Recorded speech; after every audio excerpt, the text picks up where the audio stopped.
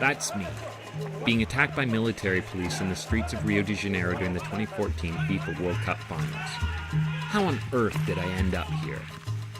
Growing up as a kid, I loved playing soccer, and I dreamed that I might one day play in the World Cup Finals. Unfortunately, I had this guy for a coach, and let's just say he didn't exactly create a champion. So 5 years ago, when I learned Rio to be the first city in history to ever host the World Cup and Olympics back-to-back, I thought Brazilians would be thrilled. And then I learned what really happens when these events come to town. 7 years from now, this site will have been transformed as it becomes the home of the Rio 2016 Olympic and Paralympic Village, fully funded as part of Rio's long-term development plan. Porque estão tirando todos os pobres. Quer jogar a gente lá pro raio que o parta? Eu tô aqui tentando ajudá-los. Eu sou autoridade do Estado, se eu quiser entrar eu vou passar por cima de vocês.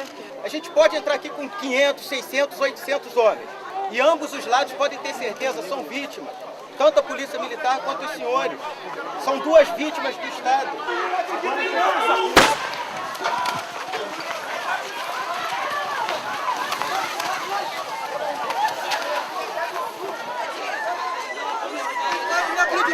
Tá vendo? Tá vendo aí? Agredindo a gente, trabalhador, porra! Porra, agredindo a gente, não faz nada, jogando bomba em cima da gente, cara! As mulheres caindo ali, se machucando, cara! Porra, isso é justiça! Justiça! Justiça! Justiça! Justiça! Justiça! Justiça! Justiça!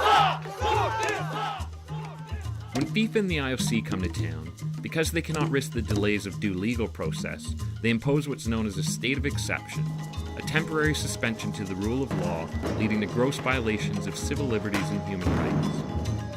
So what has hosting these events meant for Brazilians? Thousands of families forcefully evicted from their homes, massive overspending on the stadiums while basic public services such as healthcare, education, and sanitation are pitifully underfunded, and the militarization of the favelas through the so-called pacification program. Despite all the promises of economic development, You're gonna get stopped. the fact is these events have consistently left the host society carrying a massive debt. But the cost overruns are just the backdrop to this story. For all the hardships people are suffering in Brazil, State of Exception is not a sad story, but on the contrary, it's an inspiring David and Goliath story about people standing up for their rights and fighting back, defending the communities where they have often been living for decades. Casa não é só quatro paredes, casa é uma história, comunidade é uma história. State of Exception is going to be my first feature-length documentary.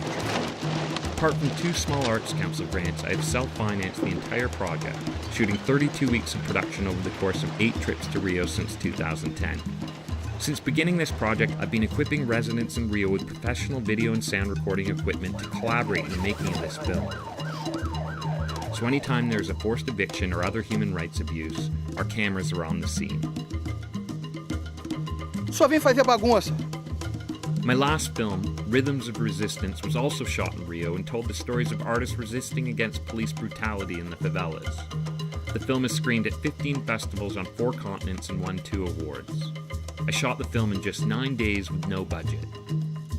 I've been working together with my team in Brazil for over 4 years documenting these incredible human stories. But unfortunately, in today's increasingly corporate media landscape, projects like this won't see the light of day if not for the help of people like you. So today we're asking for your support. Please help us fund the final stages of production so that we can bring this incredibly important story to the eyes of the world. Thank you. Please help us spread the word by sharing this link.